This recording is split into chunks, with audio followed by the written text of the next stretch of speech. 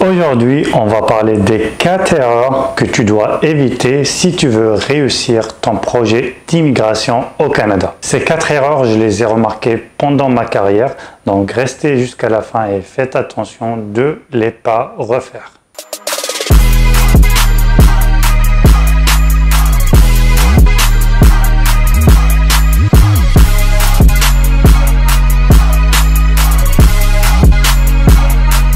What's up YouTube et bienvenue dans cet nouvel épisode de Easy Canada Channel. Pour tous ceux qui ne me connaissent pas, je suis Zied Sali, consultant réglementé en immigration au Canada, et dans cette chaîne je fais des vidéos liées à l'immigration et aussi sur la vie au Canada. Si tu n'es pas abonné à la chaîne, n'oublie pas de t'abonner pour pas manquer les vidéos, donc suivre l'actualité de l'immigration, mais aussi avoir des réponses plus rapides à vos questions quand vous posez des questions en commentaire. Et finalement aussi, je donne des réductions pour les gens qui sont abonnés à la chaîne pour les consultations privées. Donc voilà, sans beaucoup tarder, on va commencer le sujet de cet épisode. L'erreur numéro 4, c'est manquer d'analyse. J'ai vu plusieurs gens qui se lancent sur un projet d'immigration. Ils vont vers un programme d'un conseil d'un ami ou peu importe, et ils y vont. Oui, peut-être tu es admissible à ce programme, je ne sais pas, peut-être tu as des bonnes chances, peut-être tu vas y arriver, mais aussi tu ne sais pas ce qu'il y en a comme autre alternative. Il pourrait y être d'autres alternatives plus faciles en termes de délai, en termes de coûts, c'est-à-dire en termes de package, ça te va mieux que ce programme-là. Au lieu de dépenser beaucoup d'argent, tu aurais pu dépenser moins. Au lieu d'attendre 9 mois, tu aurais pu attendre 4 mois. Il y a plusieurs programmes d'immigration au Canada. Je le dis toujours, l'immigration canadienne, c'est un sujet compliqué. Si ce n'était pas compliqué, le gouvernement canadien n'aurait pas fait deux métiers qui sont avocat d'immigration et consultant en immigration. Et c'est pas facile d'obtenir une licence de consultant en immigration. Donc faites une analyse avant de commencer un projet d'immigration. Il y a tant de programmes, il y a tant de provinces et chacune a sa propre loi. Chaque province a 4-5 programmes, donc faites attention. L'erreur numéro 3, ça sera l'analyse de vos chances avant de commencer un tel programme. Celle-là, je la vois toujours. Je vous donne un exemple des gens qui se lancent sur un projet dans un programme donné sans analyser et savoir leurs chances. C'est-à-dire quelqu'un qui connaît une autre personne qui est venue au Canada, ou il va dans un groupe Facebook, il dit, c'est quoi, il pose la question, c'est quoi la procédure pour immigrer au Canada? Comme s'il y avait une seule procédure. Et il y en a toujours quelqu'un qui va jouer connaisseur et dit, oh oui, c'est trop facile, tu n'as pas à avoir un consultant, et tu fais ça, tu fais ton test de langue, tu fais ton équivalence, et tu mets ton dossier et tu seras le lendemain au Canada, comme ça. J'ai vu ça beaucoup, surtout sur Entrée Express. Ce qui se passe, la personne, il suit ses procédures.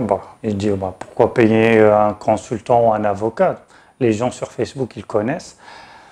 Et il fait ses procédures, il passe ses tests, il fait des efforts, c'est de l'argent, il fait ses équivalences, il prépare tout un dossier, il prépare toutes les paperasses, les banques, tout ça. Et à la fin, il réalise qu'il n'y arrive pas. Il n'est pas pris, il n'a pas le profil. Et donc là, ce qu'il fait, c'est qu'il va chercher un consultant ou un avocat. Il lui dit, okay, j'ai fait tout ça, j'y arrive pas. Trouve-moi une solution. Généralement, le consultant, il va lui trouver une autre solution qui n'a rien à voir avec la première. Donc, perte de temps, perte d'argent, perte d'effort, énergie gâchée. Petite remarque sur cette erreur, il y a des fois des gens de vos amis qui veulent vous conseiller parce qu'eux, ils sont venus au Canada avec une telle méthode X ou Y, mais leur but, c'est pas de vous mettre en erreur, mais le truc, c'est qu'en immigration canadienne, ça change, les lois changent, et c'est pour ça, nous, comme consultants, on doit faire des cours réguliers et obligatoires pour nous, pour suivre ces mises à jour. Et donc, peut-être ton ami qui est venu il y a 3 ans, et il te conseille cette alternative que toi tu suis pour éviter les frais d'un consultant, et il sait pas, ton ami, qu'il y avait une loi qui a changé dans ce programme-là. et tout ton travail va tomber dans l'eau. L'erreur numéro 2, c'est là aussi, c'est très commune. Il y a des gens qui veulent faire recours à un professionnel. C'est-à-dire, le Canada vous donne les deux choix, soit de faire la procédure vous-même ou aller vers un professionnel.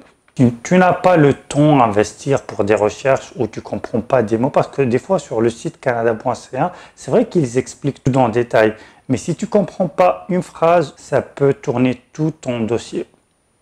Ça peut tout changer. Donc il y a des gens qui disent bah, je ne vais pas m'investir tout ce temps et il y a un risque d'erreur à la fin, je vais prendre un professionnel. Et là, l'erreur que plusieurs font, prennent des représentants sans vérifier. Je vous explique. Il y a les consultants en immigration, il y a les avocats. Vérifier pour les avocats, ça je ne sais pas parce que je ne suis pas l'avocat en immigration, je suis consultant en immigration. Entre parenthèses, il n'y a pas une différence pour les dossiers d'immigration entre prendre un avocat et un consultant en immigration. Pour les consultants en immigration, il faut vérifier que la personne avec qui vous travaillez est un consultant accrédité. C'est très important. De un, il sera formé. De deux, vous êtes protégé. Sinon, si vous allez faire avec des agences et que ces agences-là, ils ne sont pas des consultants accrédités, là, le mieux de faire votre dossier vous-même. Et le truc, c'est qu'à l'étranger, hors du Canada, les consultants fantômes, qui ne sont pas des consultants, ils sont partout. Ils sont beaucoup plus nombreux que les vrais consultants parce que le gouvernement canadien ne peut rien faire pour eux. Certes, il y en a qui peuvent faire le travail avec suivre des vidéos YouTube, mais des fois, il y a des lois qui changent et ils ne peuvent pas être à jour ou ils ne connaissent pas tous les programmes. Donc, leur formation n'est pas complète. Ils vont connaître généralement un ou deux programmes. Il y a toujours un risque d'erreur si tu ne travailles pas avec quelqu'un de formé. C'est comme par exemple, tu tombes malade, ok? Soit aller à un médecin, soit aller à quelqu'un, à ton ami, tu lui dis j'ai les symptômes, comment je peux guérir? Et ton ami, il peut te conseiller quelque chose. Le conseil de ton ami, il peut marcher. On est d'accord. C'est exactement la même chose. L'erreur numéro 1, celle-là est plus commune pour les permis d'études, mais je la vois même dans tous les dossiers, c'est revenir et faire recours à un professionnel après avoir perdu son temps ou avoir eu un refus. Donc, comme vous savez, les permis d'études, là, actuellement, il y a beaucoup de refus, surtout pour les dossiers venant de l'Afrique. Donc, il y a beaucoup d'étudiants de l'Afrique, malheureusement, ils sont mal conseillés. La même chose, fais ton dossier toi-même, c'est facile. En fait, ils ont un refus. Et là, ils viennent vers le consultant. J'ai eu plusieurs messages, j'ai eu un refus, comment rectifier? Le truc, c'est qu'après un refus, dans un permis d'études, vos chances diminuent beaucoup. Donc, le mieux, c'est de faire les choses bien dès le début, soit faire tes propres recherches et bien savoir les astuces, bien faire un dossier très solide ou bien prendre un professionnel, mais dès le début, avant d'avoir un refus. Donc voilà, c'est ces 4 erreurs. Ne sous-estimez pas le système d'immigration canadien. Ce n'est pas celui de l'Europe, ce n'est pas celui d'autres pays, il est plus compliqué. Merci à tous, je vous vois dans la prochaine épisode.